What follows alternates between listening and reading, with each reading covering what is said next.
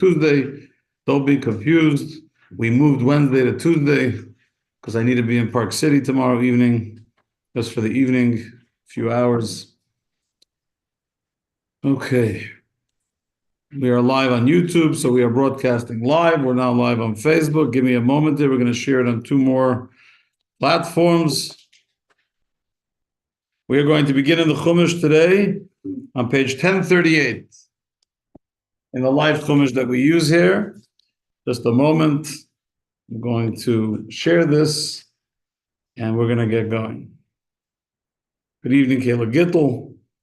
Good evening, Jan. Good evening, Eliyahu. Let me just share this here.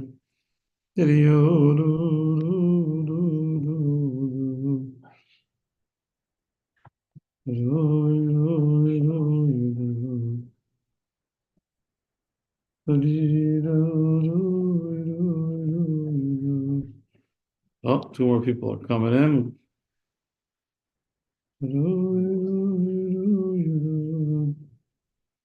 Okay.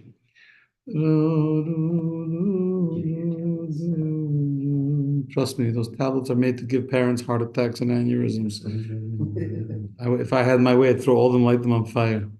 All they do is make parents miserable. There was someone that had a bad relationship with their parents who came up with it, and it was payback to all parents in the future. Now, you buy this company, you put that company, it's all the same. They're there to make you miserable. I'm done my rant now. Okay. We are, and oh, by the way, anyone that owns them, any parent that owns them knows exactly what I'm talking about. Okay. Good evening, ladies and gentlemen. It's wonderful seeing everyone. I know it's a day off, but such is life in the summer. And we are going to start learning. So we're going to learn on page 1038. But before we get there, I'd like to make some important announcements. As I mentioned in Shul on Shabbos day, we find ourselves now in the 3 weeks leading up to Tisha B'Av. It's the 3 saddest weeks in the Jewish calendar.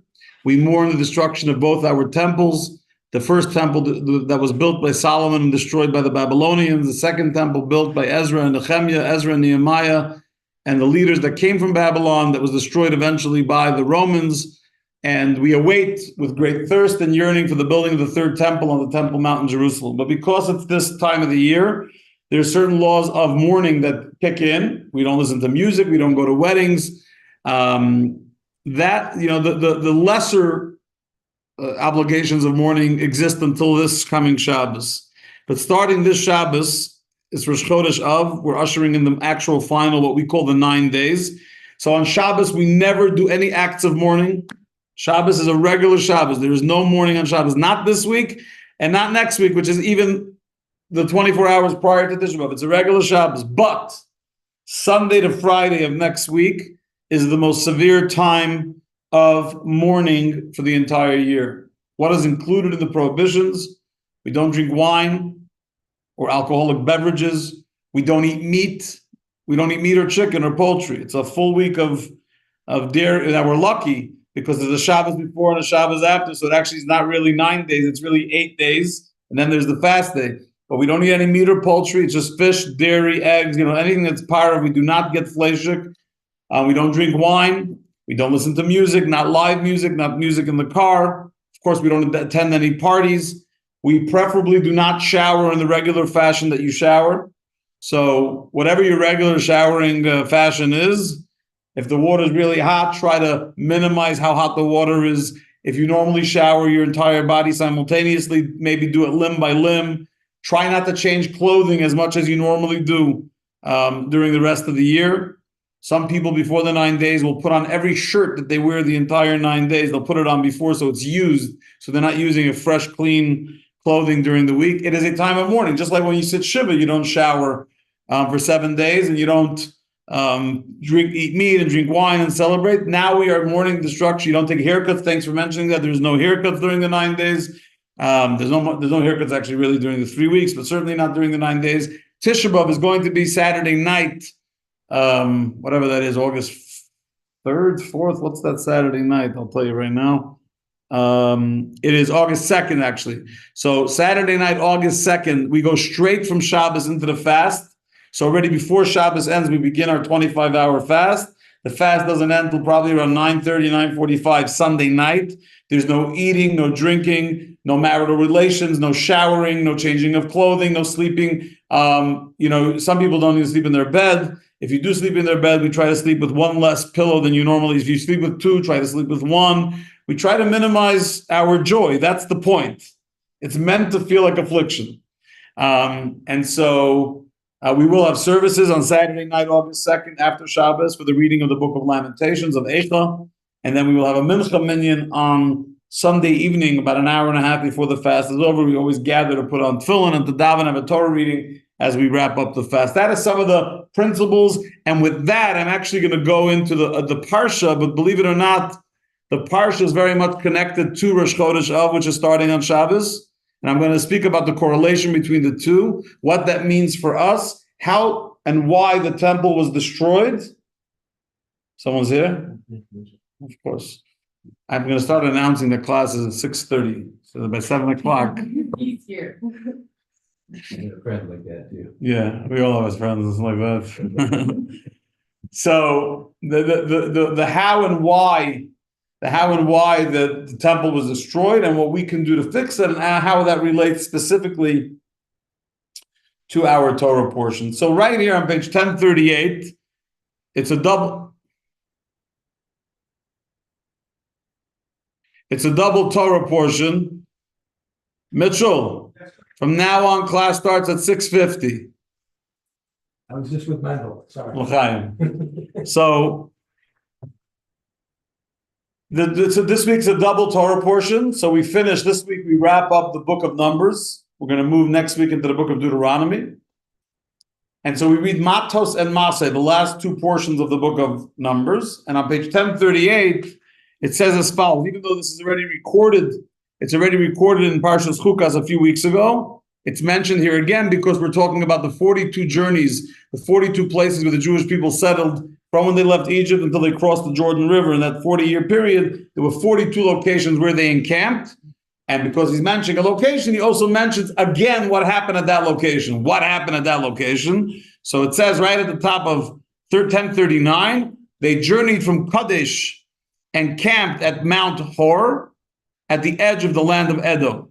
And then he says, by the way, FYI, Aaron the priest went up Mount Hor and died there by a kiss from God's mouth on the first day of the 5th month in the 14th year of the children of Israel's exodus from Egypt. Doesn't mean, of course, God doesn't have a mouth.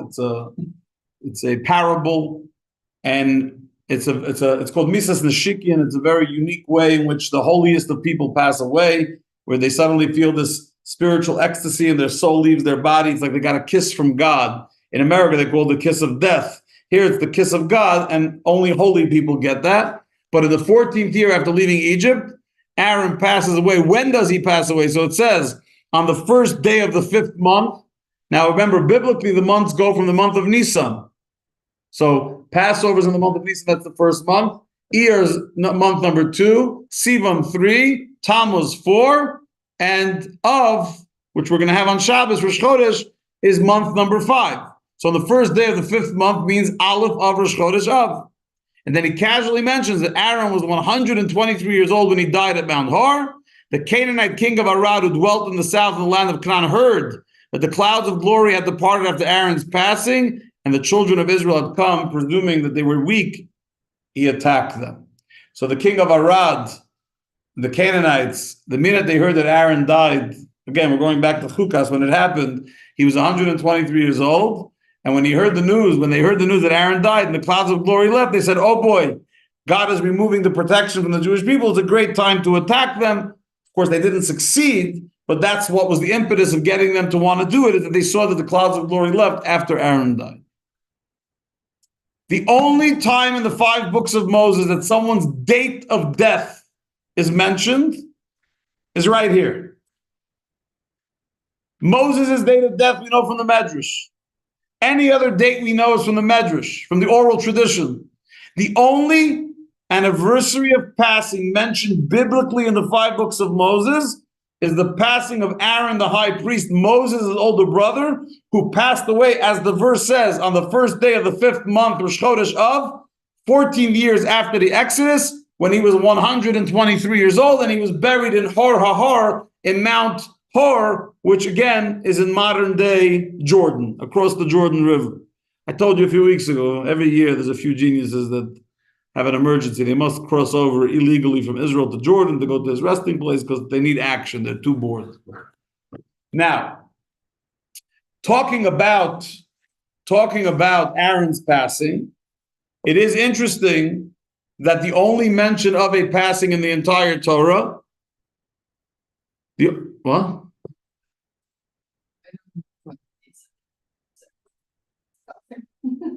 We're all going to be okay. His wife is here. You don't have to be his wife. Just saying. That's also between him and his wife. We're about to talk about that actually right now. That was one of Aaron's things. So the only biblical mention is Aaron's passing. And what's interesting is that seemingly there's no specific reason why Aaron's passing should be mentioned by date. You could say he passed away. You could say what it says in Parshas Chukas, that the entire Jewish people mourned when he passed away because he was a uniter. He said he used to go to a husband and wife that were quarreling. They weren't getting along. He'd see the wife in the street and he'd say to the wife, it's really too bad because your husband's really looking to get back together with you. Then he'd see the husband and say the same thing. And then when the husband and wife would run into each other, they'd say, like, why are we fighting? It's clear what Aaron told us. We both have the same ambition. We want to get back together. He would do that with spouses. He would do that with friends. He was a peacemaker. A lot of people get status from different things. The only status Aaron, yes, he was a high priest, and yes, he was Aaron's older brother, and yes, he was Amram and Yochevet's son.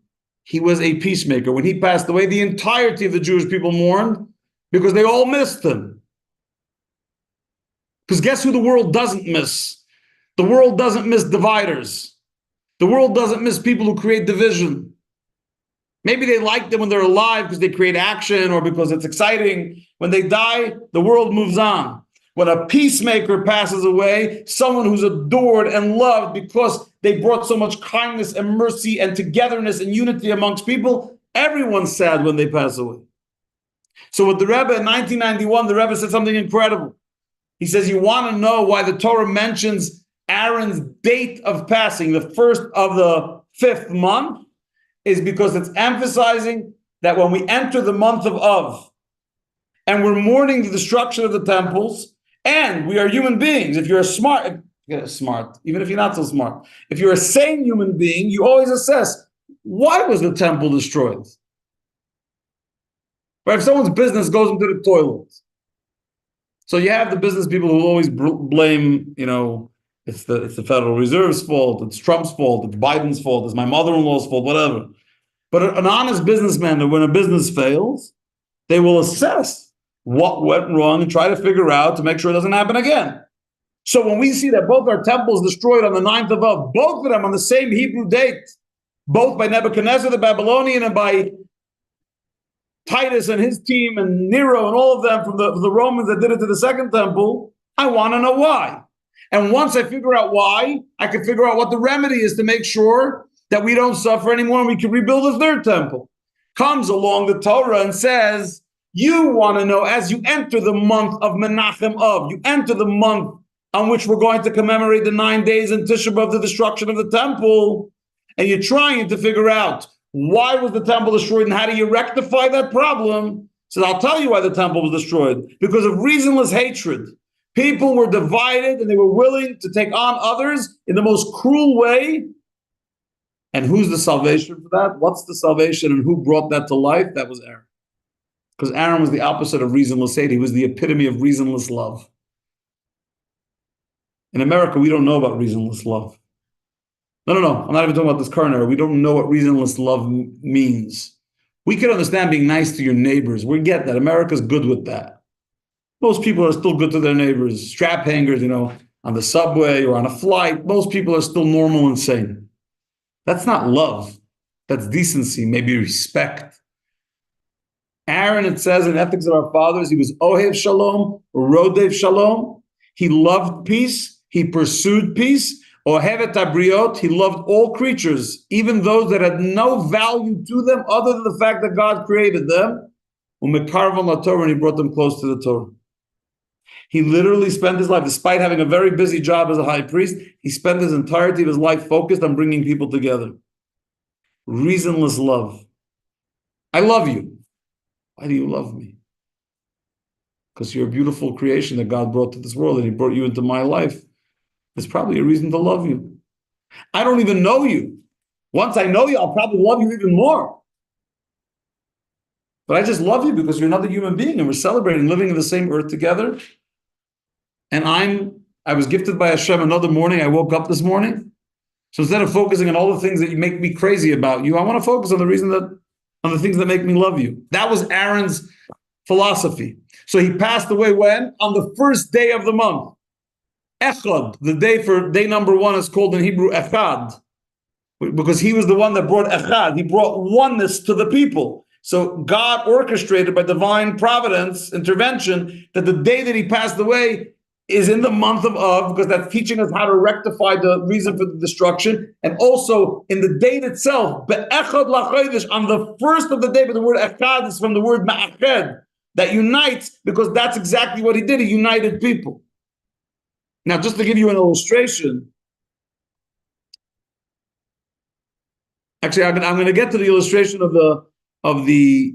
what brought the destruction of the Second Temple in a moment. I think it's also important to understand that another reason why Aaron's date of passing is mentioned in the Torah is because most people in the Torah passed away and we moved on. Right? I don't know, pick your guy. Yosef passed away, he was buried in Egypt. Next. In other words, there's many mentions of people that passed on. Miriam passed away, and the world went away, and we moved on. Aaron's date is embedded in the 5 books for all of us to read, because when a guy like that, who was the epitome of unity and peace and kindness, passes away, they actually don't pass away. Those are the legacies that continue to live on even after the person passed away. There's certain... Sometimes it's holy people, sometimes it's just super good people. And when they pass away, everyone is universally sad, because there was a force of good. Remember when Paul Harvey passed away? Paul Harvey was just a radio guy. Remember Paul? You don't know Paul Harvey? I always liked Paul Harvey. Now you know the rest of the story with Paul Harvey. I still have to send you guys the farmer one that I promised. I'll get it to you. But he was he was liked by all. Now he wasn't, I'm not comparing him to Aaron HaKohen by any stretch of the imagination. My point is, misers, nasty people, dividers, tough cookies, whatever, politicians. You ever saw someone really mourn a politician? Doesn't exist. Yeah, they write a newspaper article for half an hour or whatever. They go to a big funeral in some cathedral. It's not long-term. Aaron HaKohen passed away 3,000 years ago, 3,200 years ago, and we still talk about the peace that he brought amongst couples and people. What about him? He did a lot of good. I'm not sure his many girlfriends and women that he was involved in agree with you, but that's a discussion for that. Let's not compare Aaron HaKohen to Martin Luther King. I'm a big fan. I'm a big fan of some of the good that he did. Let's just be careful with our comparisons. Let's just say that if Jeffrey Epstein was around, then I'm pretty sure he'd be on the island. But that's another parsha. So we have no choice. We have no choice but to get to the depth and just really recount the story of the actual destruction. Why? What could the Jews have done so wrong that they would earn that God should take the beautiful temple? The second temple was not only built by Ezra and Nehemiah, but there was a point in time where King Herod came and beautified it. And the Talmud says in the Tractate of Bava Basra, and we read that Baruch a few years ago, I don't know, a year ago, Mishalei Ra Binyan Hurdus, whoever has not seen the second temple that was redesigned and beautified by Herod, Leira Binyan Na B'yamav, they've never seen a beautiful structure in their life. That's how beautiful it was. So why was that beautiful structure sitting on the Temple Mount, destroyed to smithereens and burnt to the ground by the Romans, What could the Jews have done to deserve that? Now, it's interesting that when Aaron passed away, right, there were three blessings the Jewish people had in the desert. What were the three blessings that they had? The miraculous blessings. The clouds of glory were courtesy of Aaron. The water, courtesy of Miriam, very good, Ada. And the manna, courtesy of Moses. Why those three? Why did each one get that? Right, but why Aaron with the clouds? So there's a lot of explanations. I think I gave a class, my memory serving me as I'm speaking, that Moses was the one who gave us the food. He gave us the Torah. He gave us our sustenance. So that's why the food came into account. And Miriam is like a good Jewish mother, not just happy with the food. They want to make sure you have water so the digestion goes well. The mother helps those who are studying the Torah to really internalize it and bring it to life. So that was Miriam's role. And Aaron was the general guy who brought the clouds of glory. But in a particular talk from the Rebbe, he actually says it a little bit. He says, Aaron and Moses and Miriam brought manna and water, because the manna and water came to each Jew individually. You got your glass of water and you got your manna.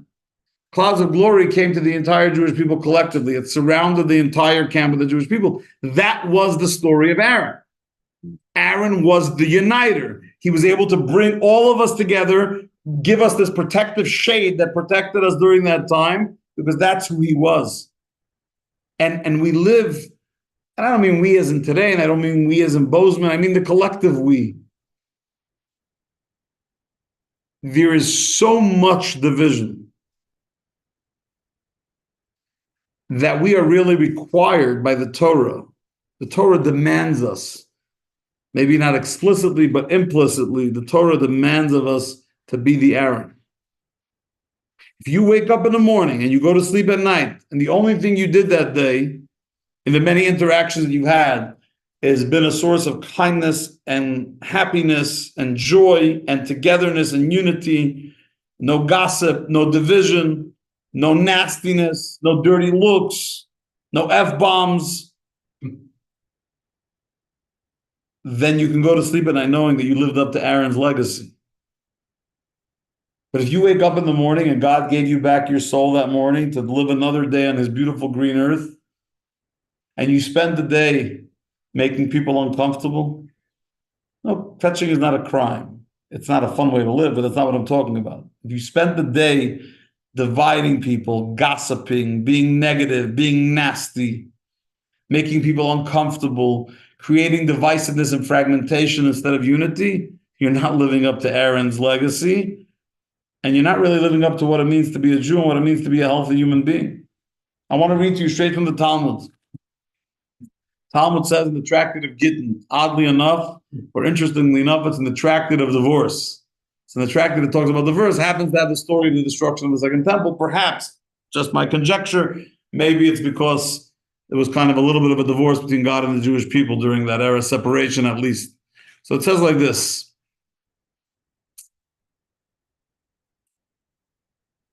Akamtza ubar Kamtza chorev Yerushalayim. As a result of the incident involving Kamtza and Bar Kamtza, there were two people, Kamtza and Bar Kamtza, Jerusalem was destroyed. A certain man who had a friend named Kamtza and an enemy named Bar Kamtza made a banquet. He told his attendant, go and bring Kamtza to join me at the banquet. So the big master, the big rich man, has a friend named Kamtza. He says to his assistant, go make sure to invite Kamtza to my party. The attendant went and mistakenly brought in Bar Kamtza. He brought his arch enemy, another Jew. When the host arrived at the banquet and found his enemy Bar Kamtza sitting there, he said to Bar Kamtza, look here, the man, the enemy of that man. What do you want here? What are you doing here? Basically, he said to him, you're my enemy. What are you doing here? Kum puk. Get up and get out. So Bar Kamtza, the enemy, said to the master, since I have come, let me stay, and I will give you the value of whatever I eat and drink. Don't embarrass me. Don't kick me out. I'll pay you for the meal. Just don't kick me out and embarrass me. The host said to Bar Kamtza, no.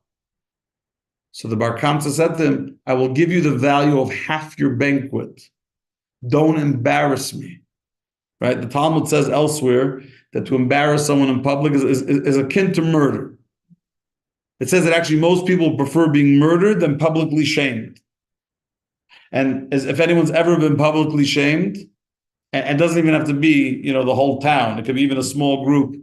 The colors that you turn and the feeling of where can I hide? No, not just embarrassing. You don't want to live. It's so embarrassing. Assuming that So he says, "I'll pay half of the banquet. Let me stay." So he said to him, "No." So Bar Kamsa said to him, "I will give you the value of your entire banquet," and he still said no. He grabbed hold of Bar Kamsa with his hand, stood him up, and ejected him from the banquet. Bar Kamsa was obviously super embarrassed. He said, "Since the rabbis were seated at the banquet and did not rebuke him for the way he treated me, it's evident that what he did was acceptable to them. I will go and spread slander against the rabbis in the royal palace." He was so upset about the shame and that the rabbis didn't stand up. And there's a whole debate about what the rabbis were meant to do and not meant to do, what they saw, what they didn't see. But either way, in his mind, for sure, they didn't stand up for him. Which, by the way, again, it talks about something I've been speaking about a lot lately, that being a leader means you need the backbone to stand up. And just because someone gave you some money or invited you to a fancy party doesn't mean you let someone else be shamed by that party. Being a leader means to stand up and say, "I'll stand with the victim who's being abused by the master." But he decided the rabbis ignored it. He went to the Caesar. He went to the Romans. He said, "The Jews have rebelled against you," which wasn't true, but that's what he said. Bar Kamsa said to the Caesar, "Send me an animal as a sacrifice and see whether they offer it in the temple. Send me an animal. Let's see if they put it in their altar. You'll see they don't like you. You see they don't respect you. You see they don't honor you as the Roman Empire." The Caesar went and sent a fine calf with Bar Kamsa to bring to Jerusalem. As they were going to Jerusalem, Bar Kamsa caused a blemish in the calf's upper lip.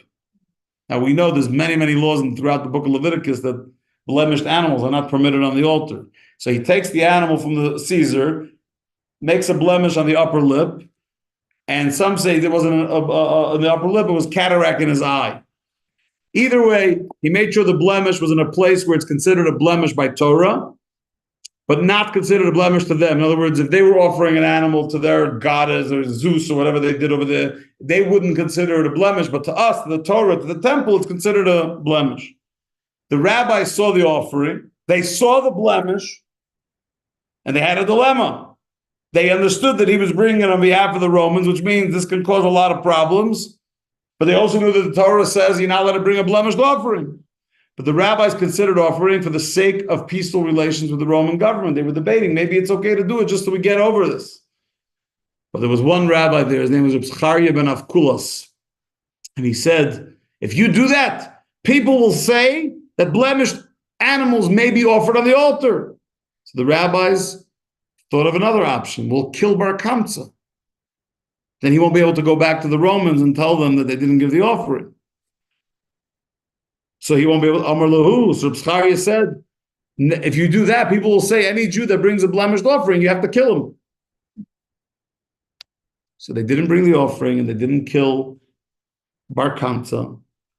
And the Gemara says, Rabbi Yochanan, the great sage Rabbi Yochanan says, the tolerance displayed by Rabbi Zachariah ben Avkulas in refusing to have Bar Kamsa put to death destroyed our temple, burned down the sanctuary, and exiled us from our land. In other words, Rabbi Yochanan lambasted Rabbi Zachariah ben Avkulas because there's a time and place for everything. And you need to know how to take a temporary hit for a long-term success and not getting the temple destroyed. But think about that. The second temple of the Jewish people that stood on the Temple Mount in Jerusalem for 420 years. The first temple stood 410 years. Second temple stood 420 years, was destroyed because two Jews hated each other at a party and hated the guy so much he wouldn't even let him stay at the party. He wouldn't even let him pay for the whole party just not to embarrass him. So when it comes the month of Av and we're mourning and we're doing all these things to commemorate the destruction of our temple, we cannot be blind and ignore how we got there. It says the first temple was destroyed because of idol worship and adultery and who knows what. The second temple had a lot of sins. But the primary issue that brought down the second temple was reasonless hatred. Correct. The Romans obviously destroyed it, but why did God allow it to be destroyed? Because the Jewish people had no willingness to treat each other with respect properly. And it's not acceptable. Today, everyone thinks they're a warrior. I hear people say, oh, that person, I don't consider them Jewish. They're a self-hating Jew. Who hired you? Who hired you to decide who is who and who is not? Did you know, right? Take, for example, Bernie Sanders, Senator Bernie Sanders. When it comes to the Jews in Israel, he's psycho. He says the craziest things about Jews in Israel. He says the craziest things about his brothers and sisters. I don't care if he thinks he's the most righteous, it's not acceptable. And yet, it was Bernie Sanders who helped get the first menorah lit in Burlington, Vermont, when he was the mayor of Burlington. Okay. He had amnesia after. I don't know what he got after. My point is, we can always find reasons to, and by the way, I'm not saying we should back down from our beliefs about Israel and our support of Israel. What I'm saying is, we cannot afford as a people, and we have no right as an individual human being to wake up in the morning and create divisiveness in God's world. And if every human being watching tonight's class, let's say there's 30 of us watching, or 35 right now, or 40, whatever it is right now. If every one of us decided starting tomorrow morning, I wake up, I am being a force of kindness, unity, compassion. I'm going to be like Aaron. I'm going to find couples that are struggling to help them work things out. I'm going to find friends that are fighting and try to help them work it out. I'm going to see any opportunity to bring people together. Instead of being a force that divides people, you go to someone and you say, I heard, right? The guy is his enemy. Right? Two business people had a falling out. So you go to the one, but I heard your old partner just bought a Lamborghini. Or I think they call it a Lambo. Right? I got it right. Okay, look at that. I'm so into the bought a Lambo. By the way, you're allowed to cough, Robert. It's okay. It's not against the law. I'm just saying. No, I'm saying you don't have to worry about the broadcast. We're going to be okay. So what happens when you tell the guy that his old business partner, who he's in a fight with, bought a Lambo? You think it's going to make him feel good about it?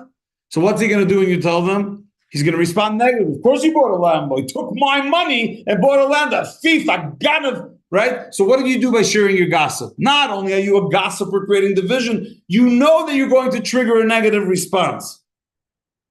That's pure lashon hara. It's prohibited. And yet people do it all day. You go to someone who you know politically, let's say you assume you know their politics.